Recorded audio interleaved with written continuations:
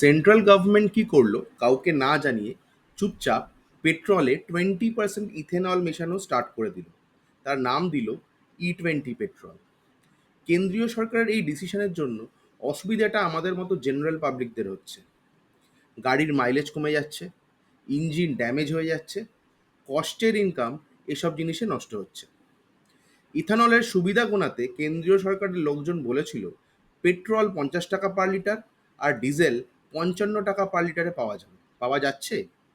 কি হচ্ছে আপনারা সবাই জানেন। সুবিধে পাবলিকের নয়, ইথেনল বানানোর কোম্পানিজগুলোর হচ্ছে। এটার মালিক কে আমরা সবাই জানি।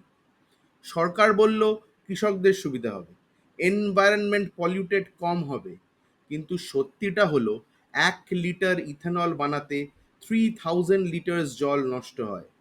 আর যদি কৃষকদের সুবিধের কথা বলেন, কৃষকেরও ইথেনলের জন্য কোনো রকম সুবিধা হয়নি আজ অব্দি।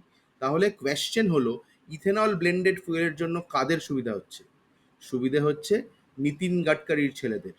জানুয়ারি 2025 থেকে এখন তাদের শেয়ারের প্রাইস 2185% বেড়েছে। এবার আপনারাই বলুন এখান থেকে আপনারা কি বুঝছেন। যদি কিছু মনে হয় আমাকে কমেন্ট করে জানাবেন, আর প্লিজ চ্যানেলটা সাবস্ক্রাইব করবেন। Thank you so much.